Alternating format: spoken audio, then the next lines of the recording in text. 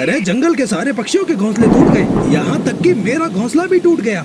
लेकिन इस चिड़िया का घोंसला अभी तक जैसे के तैसा है। ऐसे कैसे हो सकता है? खैर मेरा तो रहने का और खाने का इंतजाम हो गया। ये चिड़िया कौन है? इतनी तेज बारिश में भीग रही है। शायद किसी मुसीबत में है, मुझे उसकी मदद करनी चाहिए। टुनटुनी चिड़िया भोजन की तलाश में भटक रही थी।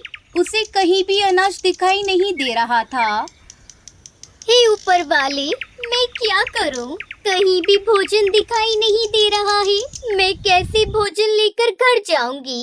मेरे बच्चे भूखे हैं। मुझे थोड़ा और आगे जाना होगा।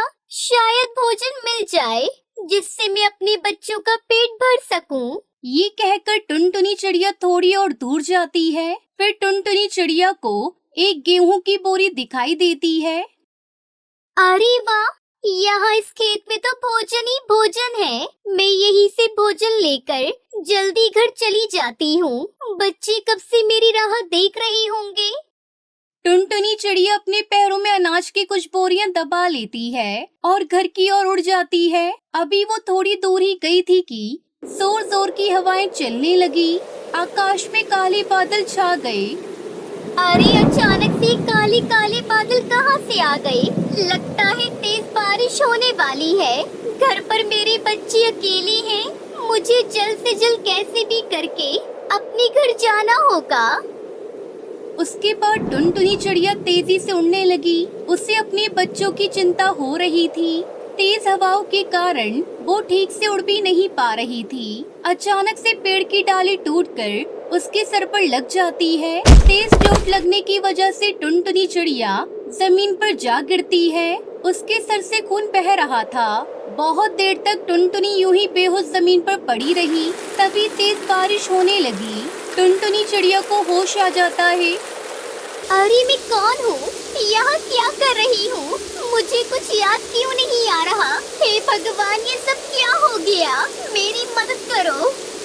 सर पर चोट लगने की वजह से टुनटुनी चिड़िया की याददाश्त चली गई थी। उधर बच्चे अकेले अपनी माँ का इंतजार कर रहे थे। वहीं रानू चिड़िया अपने घोंसले से टुनटुनी चिड़िया को बारिश में भीगता हुआ देख रही थी और वो मन में बोलती है, ये चिड़िया कौन है? इतनी तेज बारिश में भीग रही है। शायद किसी मुसीबत में है, मुझे उसकी मदद करनी चाहिए। रानू मौसी ने काफी देर से टुनटुनी चिड़िया को एक पेड़ की टहनी पर बैठी हुई बारिश में भीगते हुए देख रही थी। उसने टुनटुनी चिड़िया को खिड़की से आवाज लगाई, चिड़िया, अरियो चिड़िया, कब से बारिश में भीग रही हो? बीमार पड़ जाओगी। आ जाओ, मेरे घर के अंदर आ जाओ। फिर टुनटुनी चिड़िया रानू मौसी के घोंसले के अंदर आ जाती है। रानू मौसी ने देखा कि टुनटुनी चिड़िया के सर से तो बहुत खून बह रहा था। अरे तुम्हारे सिर पर तो गहरा जख्म है, लाओ मैं मरहम पट्टी कर देती हूँ। वहीं टुनटुनी चिड़िया की दोनों बेटियाँ सुनहरी और पिंकी चिड़िया अपनी माँ का इंतजार कर रही थी। पिंकी दीदी, सुबह हो गई, मम्मा अभी तक नहीं आई। दीदी, माँ अभी तक क्यों नहीं आई? माँ आ जाएंगी सुनहरी, तुम परेशान मत हो। शायद माँ भोजन की तलाश में दूर निकल गई हो। दोनों बच्चे अपनी माँ के लिए परेशान थे। तभी वहाँ दो शिकारी कौवा कौवी पहुँचते हैं। सुंदरी, मुझे यहाँ चिड़िया के बच्चों की सौंधी सौंधी खुशबू आ रही है। सुबह सुबह नाश्ते में नरम नरम गोश्त मिल जाए चिड़िया का तो मजा आ जाए। सुंदरी, उस घोंसले में चिड़िया के 2 बच्चे हैं, एक तुम खा लो, एक मैं खा लेता हूँ। फिर कालू कौवा सुंदरी कौवी बच्चों के घोंसले के अंदर चले जाते हैं। हमें मत खाओ, हमारी मम्मा हमारे बगैर मर जाएगी। आंटी, आपके भी तो छोटे छोटे बच्चे होंगे। अगर कोई शिकारी उन्हें मारकर खा जाएगा तो आपको कैसा लगेगा? सुनहरी चिड़िया की बातें सुनकर सुंदरी कौवी की आंखों में आंसू आ जाते हैं, क्योंकि उसका कोई बच्चा नहीं था।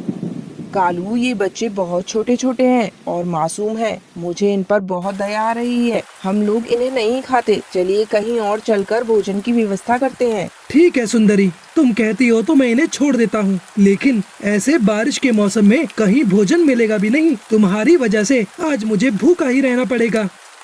वो तो है। चलो अब यहाँ से चलते हैं। वो शिकारी पक्षी वहाँ से चले जाते हैं। अचानक से टुनटुनी चिड़िया का घर टूट जाता है। सुनहरी और पिंकी बेघर हो गए थे।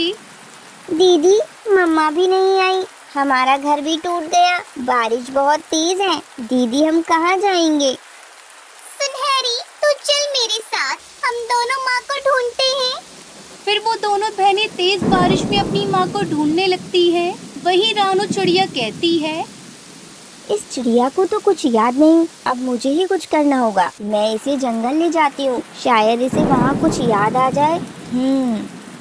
फिर रानू चिड़िया टुनटुनी को जंगल की ओर ले जाती है और एक पेड़ की डाल पर बैठ जाती है। तभी थोड़ी देर बाद उसकी दोनों बेटियां वहां से गुजर रही होती हैं और सुनहरी चिड़िया अपनी माँ टुनटुनी को देखकर वहीं रुक जाती है। दीदी, वो देखो, माँ हमारी मिल गई। फिर वो दोनों अपनी माँ के पास जाती हैं। माँ, आप हमें ऐसे क्यों छोड़कर चली गई? आपको पता है, आपके जाने के बाद हम दोनों कितने अकेले हो गए थे। टुनटुनी चिड़िया दोनों छोटी चिड़िया को देखकर बहुत खुश होती है और उन्हें देखकर टुनटुनी चिड़िया को सब कुछ याद आ जाता है। मुझे माफ करना मेरी बच्चियों, अब से मैं तुम्हें कभी छोड़कर नहीं जाऊंगी। तुम नहीं जानती मैंने कैसे दिन बिताए हैं। उस दिन मैं तुम्हारे लिए भोजन लेकर आ रही थी, लेकिन तेज बारिश की वजह से मेरे साथ हादसा हो गया, जिसकी वजह से मेरी याददाश्त चली गई। वो तो शुक्र है रानू बहन का, जिन्होंने मेरी इतनी मदद की। माँ, पता है, बहुत तेज बारिश की वजह से हमारा घोंसला भी टूट गया। अब हम कहाँ रहेंगे?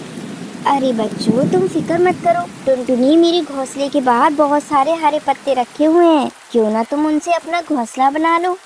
फिर टुनटुनी चिड़िया उसकी दोनों बेटियां पत्तों से मजबूत घर बनाती हैं। देखो बच्चों, हमारा पत्तों का घर तैयार है। अब हमें दर बदर की ठोकरें नहीं खानी पड़ेंगी। अब हमारे पास अपना खुद का घर है, जिसमें हम एक साथ रहेंगे। माँ देखो, हमारा घर कितना सुंदर लग रहा है। अब हम आराम से रहेंगे इस घर में। रानू मौसी, आपका बहुत बहुत शुक्रिया। अगले दिन तेज बारिश और तूफान शुरू हो जाता है और सभी पक्षियों के घोंसले टूट जाते हैं और तेज बारिश में सभी पक्षी बहने लगते हैं। लेकिन टुनटुनी चिड़िया का अकेले घोंसला बचा हुआ था। तभी शिकारी चील शिकार की तलाश में वहाँ भटक रहा था और वो टुनटुनी के घोंसले को देखकर कहता है, अरे, जंगल के सारे पक्षियों के घोंसले टूट गए, यहाँ तक कि मेरा घोंसला भी टूट गया। लेकिन इस चिड़िया का घोंसला अभी तक जैसे के तैसा है। ऐसे कैसे हो सकता है? खैर, मेरा तो रहने का और खाने का इंतजाम हो गया। ऐसा सोचकर चील टुनटुनी चिड़िया के घोंसले के पास जाता है और दरवाजा खटखटाता है।